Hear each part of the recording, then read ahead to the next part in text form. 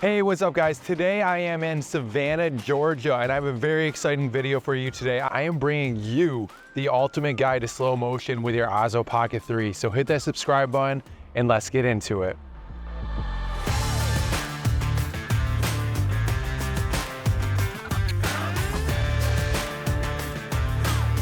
So today I am going to be shooting a lot of 50 and 60 frames per second during the day because I really want to capture the city in slow motion. The weeping Spanish moss trees are incredible. They're so beautiful to look at. One thing I cannot believe is how many parks there are in Savannah. This is crazy. I feel like every corner I go around, there's a new city park. So you may be asking yourself, why does he want to shoot slow motion during the day? There are a number of reasons why I want to shoot slow motion during the day. Number one, I think it's way more interesting. It really separates you from shots that are coming from iPhones.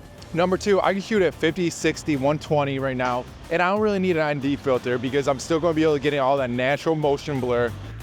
I've talked about this before, it adds a little bit more cinematic movement to it, and overall it just looks really beautiful. Now we are going to dive into the world of frame rates. What is a frame rate? The frame rate is simply the number of frames displayed in 1 second. The Osmo Pocket offers a good amount of different frame rates, but we're going to focus on 24, 50, 60, and 120 frames per second. Let's start with 24 frames per second. This is a classic look. Most movies are filmed at 24 frames per second. This gives them that cinematic feel. You're getting a natural motion blur that mimics the way you see with your own eyes. This is the frame rate I am always going to convert the other frame rates to create slow motion footage. Okay, now let's get into 50 and 60 frames per second. With these frame rates, you can get a super smooth and detailed view of the movement, especially when converting back to 24 frames per second to create that slow motion footage you are looking for.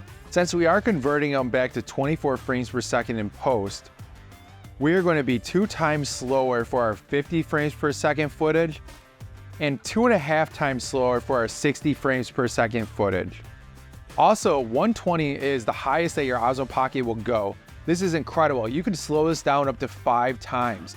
There are a couple of limits here, but overall it looks great. One thing I did notice when shooting 120 is the footage does look a little bit muddier. However, if you bring the shadows down a little bit in post, this covers up the muddiness of the footage and it still looks great on your timeline. One thing I didn't realize is when you shoot at 120, it automatically puts it into slow motion for you. I don't know how I feel about that, but again, if I want to speed it up, I can speed it up a little bit back in post. So far, my favorite frames to shoot on the Osmo Pocket 3 have been 50 and 60. I think this is their sweet spot.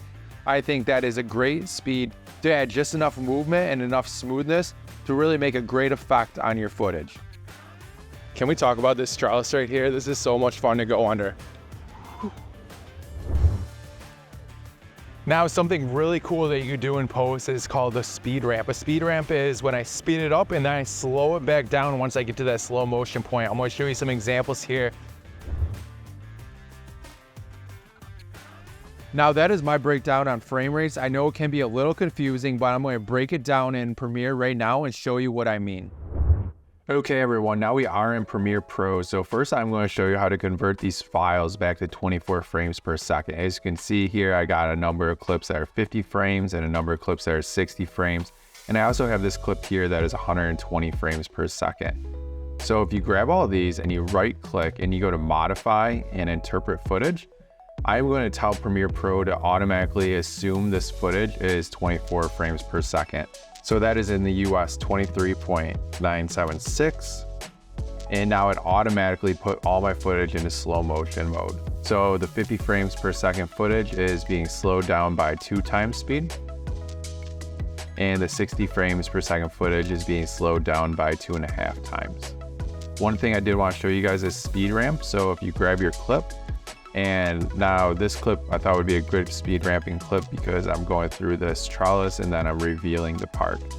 So I want to start my slow motion right when I reveal the park. So I'm going to right click over here and go to time remapping and click on speed. And now I'm going to grab my pen tool and I'm going to set a point there and drag this out a little bit. And now I am going to bring out the side on the left and I'm going to bring this speed up to around 800%. Going through the trellis, and then it's going to slow down and reveal the park scene in slow motion.